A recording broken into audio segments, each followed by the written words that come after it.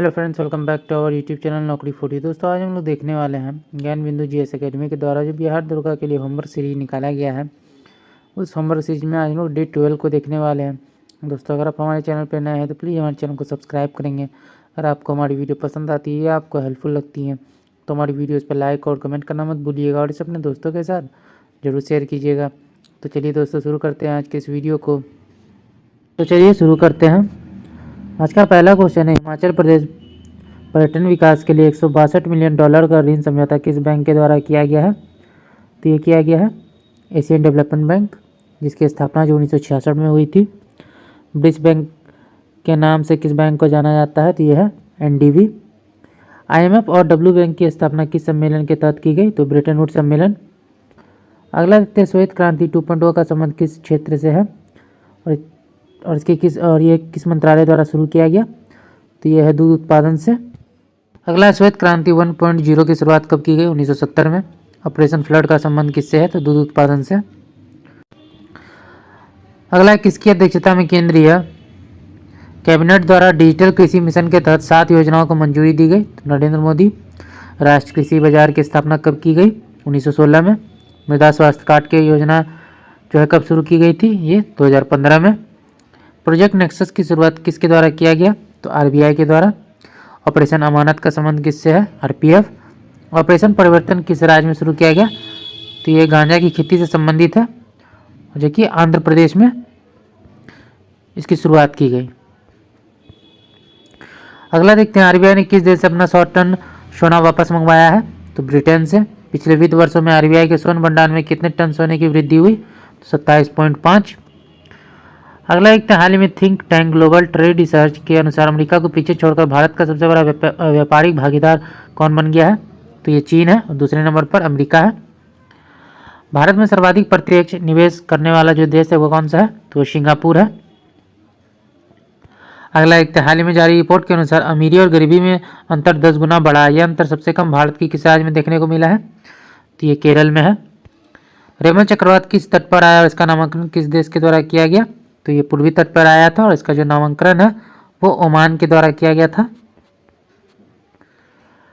अगला एक, तो ऑपरेशन देवी शक्ति भारत सरकार द्वारा किस देश में राहत बचाव कार्य के लिए चलाया गया? अफगानिस्तान। भारत सरकार की कौन सी योजना वित्तीय समावेशन की सबसे बड़ी योजना है? तो ये जनधन योजना है। इसकी शुरुआत जो है 2014 में हुई थी। इटली के एकीकरण के जनक के रूप में किसे जाना जाता है? तो मैजनी को। काराकोरम और लद्दाख पर्वत श्रेणी से होकर गुजरने वाली नदी कौन सी है? तो ये श्योक नदी है। भारतीय रक्षा अनुसंधान और विकास संगठन का मुख्यालय कहाँ स्थित है? यानी डीआरडीओ जो है, इसकी जो है मुख्यालय वो कहाँ स्थित है? तो इसका जो मुख्यालय वो स्थित है नई दिल्ली में। इसकी जो स्थापना है वो 1958 में की गई थी और अभी जो इसके अध्यक्ष है वो शमीर कामत है। अगला देखते हैं, सर्वोच्च न्यायालय के किस वाद में अनुच्छेद 21 की व्यापकता को बढ़ाकर केवल जीवन का अर्थ जीवित रहने तक नहीं बल्कि मानवीय गरिमापूर्ण जीवन जीने का अधिकार माना है? तो मेनका गांधी बनाम भारत संघवाद 1978। हंगुल नामक हिरण की प्रजाति किस भारतीय राज्य में पाई जाती है? तो जम्मू कश्मीर। नमस्ते ओरछा उत्सव भारत के किस राज्य में मनाया जाता है? तो मध्य प्रदेश। वन्य जीव संरक्षण अधिनियम किस वर्ष आया था? तो 1972।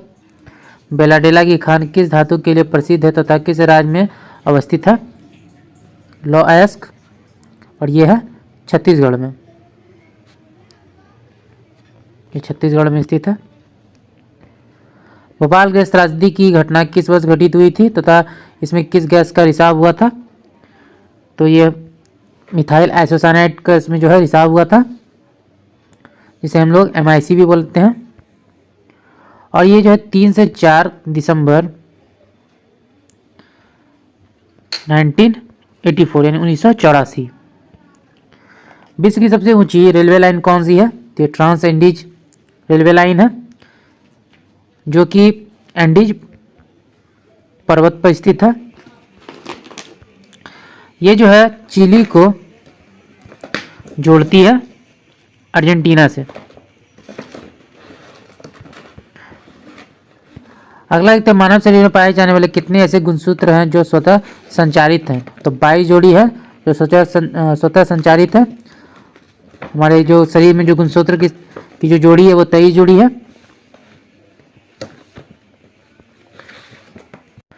अगला है, फ्रांसीसी उपनिवेश में अंतिम रूप से दास प्रथा का उन्मूलन कब किया गया? तो 1848 में।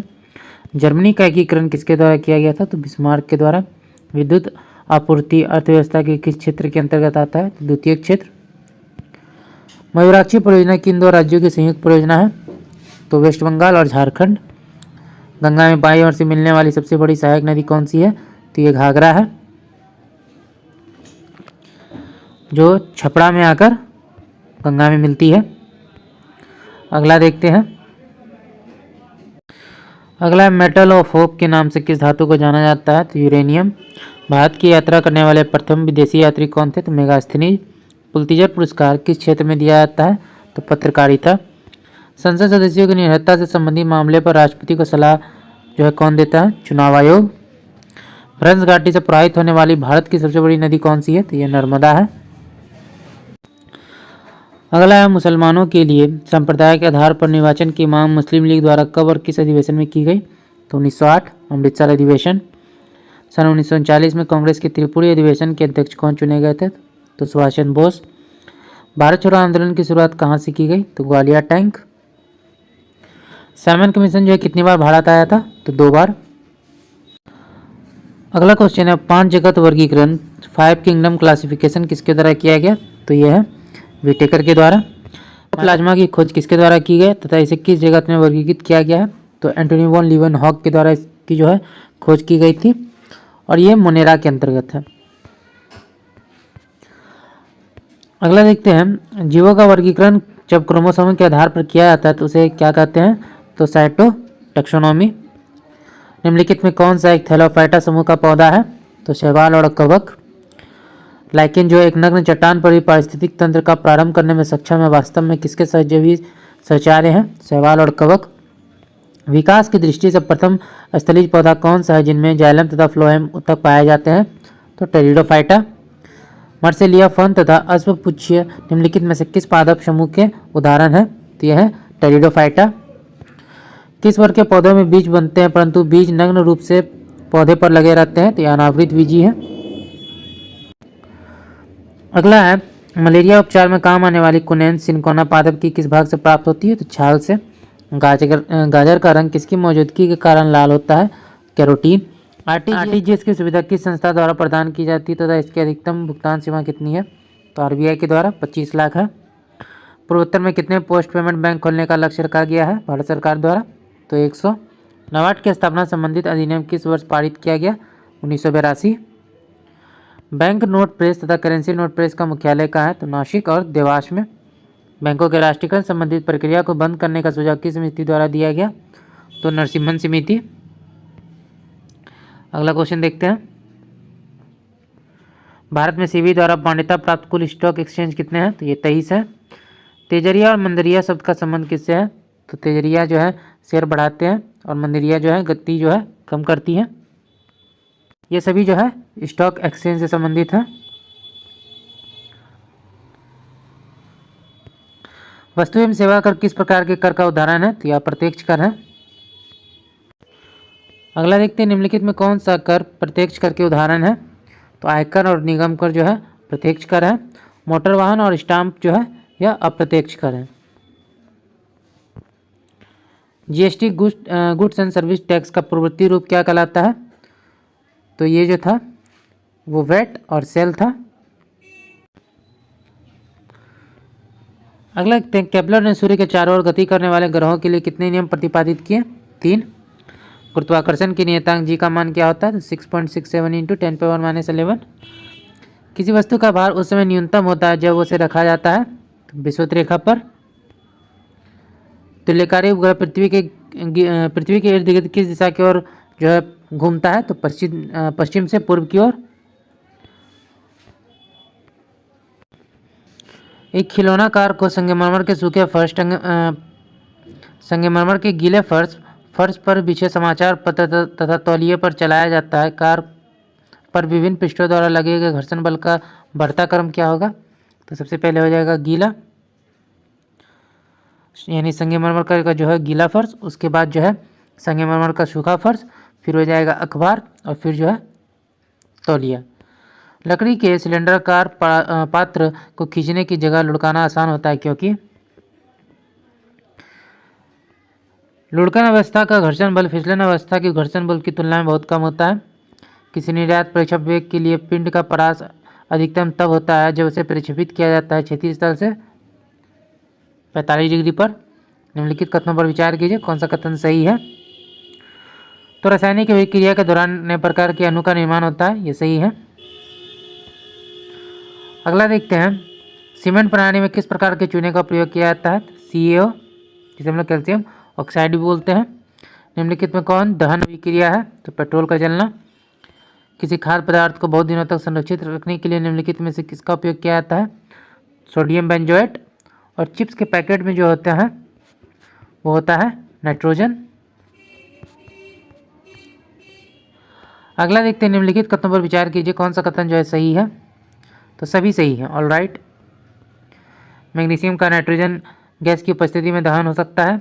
एंटीमनी का चूर्ण का क्लोरीन गैस की उपस्थिति में जलाया जा सकता है। एक जलती हुई मोमबत्ती को Cl2 से बड़े पात्र में ले जाने पर वह बुझ जाती है।